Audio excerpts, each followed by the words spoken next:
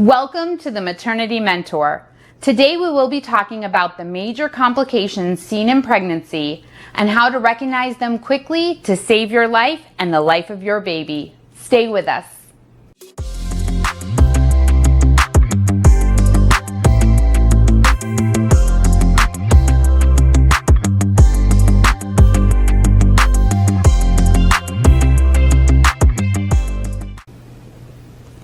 Hi, I'm Samantha. I've been a registered nurse since 2009, working in mother-baby postpartum, NICU, antepartum, and labor and delivery. I'm also an IBCLC, I'm maternal newborn nursing certified, and I have received training in perinatal mood and anxiety disorders as well as perinatal bereavement. Many expectant mothers worry about whether they are experiencing a complication during their pregnancy. It's important to contact your healthcare provider for any symptoms that are concerning so they can screen you for these conditions. Let's explore what the major complications of pregnancy are, how to spot them, and how to treat them. Anemia is a common complication in pregnancy. Anemia occurs when you don't have enough red blood cells. One part of the red blood cell is iron, which is used to transport oxygen in our body to where it is needed. When you're pregnant, you need extra iron to assist with the amount of blood that you have in your body to help you and your developing baby. However, most women are iron deficient, making iron deficiency anemia extremely common in pregnant women. Symptoms can include feeling tired, feeling faint, shortness of breath, or looking pale. If your blood work reveals this condition, your healthcare provider will ask you to take folic acid and iron supplements to correct it. For more information on anemia and blood transfusions, please see our video on this. Probably the number one worry of most expectant parents is whether the baby is okay. Fetal problems can occur at conception in the form of birth defects. Infections and placental problems can also occur as the pregnancy progresses, causing issues for your baby. To monitor these issues, most healthcare providers will offer fetal screenings in the first trimester to rule out birth defects and genetic conditions. Around 20 weeks of pregnancy, a full fetal anatomy ultrasound will be performed to ensure the baby is developing properly. As your pregnancy nears the end, your provider will see you more often and be monitoring all sorts of information, including urine screenings, blood tests, fetal movements, and your vital signs to ensure everything is progressing appropriately. You will also be advised to contact your healthcare provider if you notice adverse signs, including persistent headaches, inability to sleep, frequent thirst or urination, and if your baby is not moving as much as it used to. For more information on genetic testing during pregnancy, please see our video on this. Gestational diabetes is a complication of pregnancy that can lead to preterm birth or stillbirth if left untreated. Gestational diabetes, much like regular diabetes, occurs when blood sugar levels are too high. You receive the diagnosis of gestational diabetes when these issues are only in relation to your pregnancy. To diagnose gestational diabetes, your healthcare provider will order a glucose tolerance test between 24 and 28 weeks of pregnancy. Gestational diabetes is a serious condition that requires care by specialists, including perinatologists or maternal fetal medicine physicians.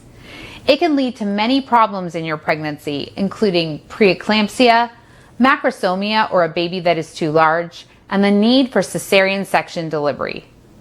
The treatment for gestational diabetes is good control of blood sugars through a healthy diet and exercise. If these strategies don't work, your healthcare provider will prescribe medications to control your blood sugar, including oral pills or insulin.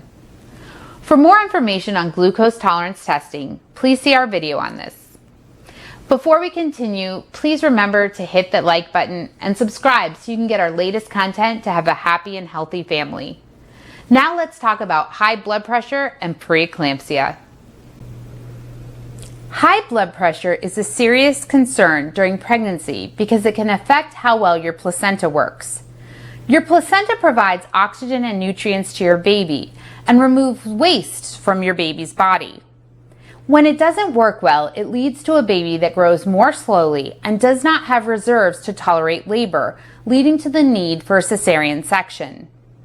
Additionally, high blood pressure increases the risk of a mother developing preeclampsia, a life-threatening condition that happens after the 20th week of pregnancy.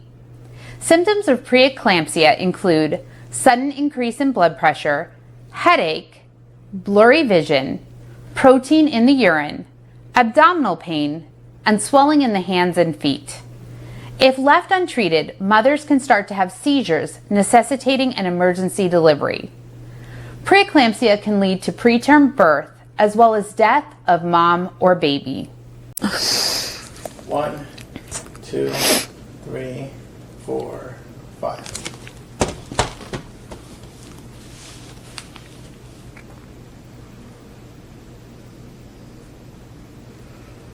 Infections in pregnancy are often ignored by mothers, but should be taken seriously because they can pose significant problems. The most common infections seen during pregnancy are sexually transmitted diseases, urinary tract infections, and yeast infections. These infections are serious and must be addressed by your healthcare provider. If left untreated, they can cause birth defects in your baby or preterm labor and miscarriage. The prescribed medication for most infections is antibiotics. However, it is important to be tested to determine the type of infection and the proper treatment for it. Mothers should report any symptoms they may be experiencing, including abdominal pain, pain when urinating or having sex, abnormal discharge, or abnormal vaginal smell. Proper treatment can prevent any complications for both mom and baby. For more information on sexually transmitted diseases, urinary tract infections, yeast infections, or antibiotic use during pregnancy, please see our videos on these subjects.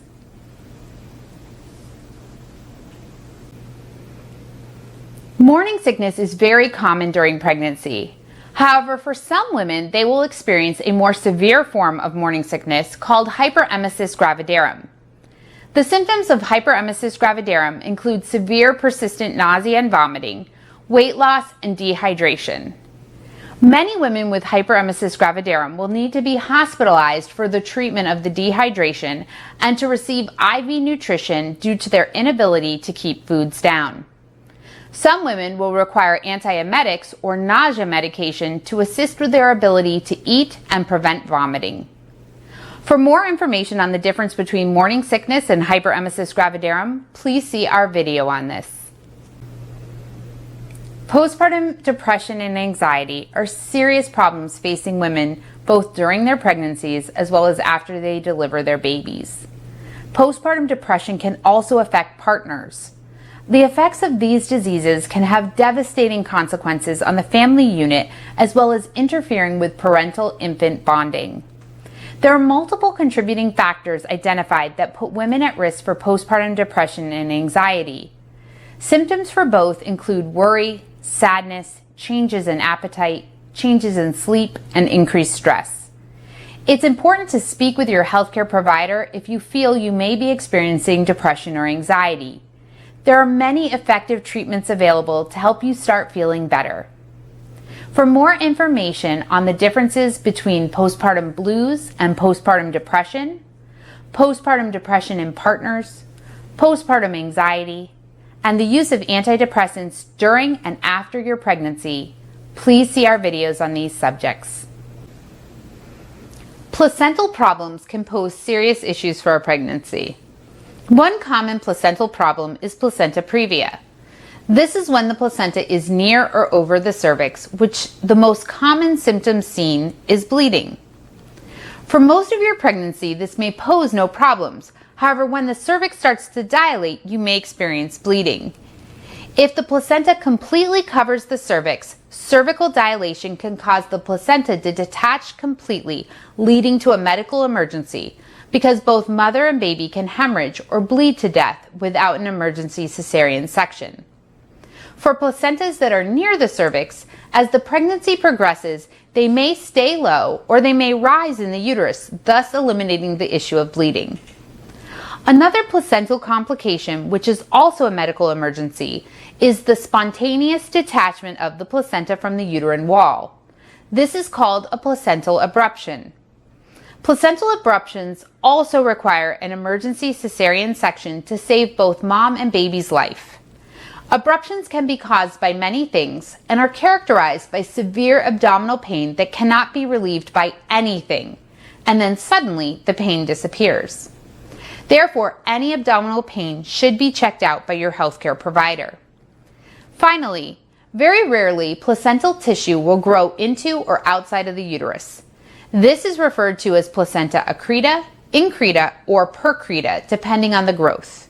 This is usually detected on ultrasound, and for many may result in the need for a cesarean section and possible hysterectomy. Regular prenatal care and maintaining good health can help prevent complications of pregnancy.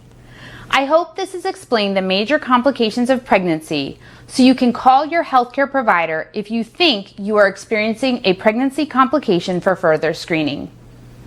Please share your comments and let us know what topics you would like to hear more about. If you like this content, please remember to hit that like button and subscribe so you can be the first to receive this information.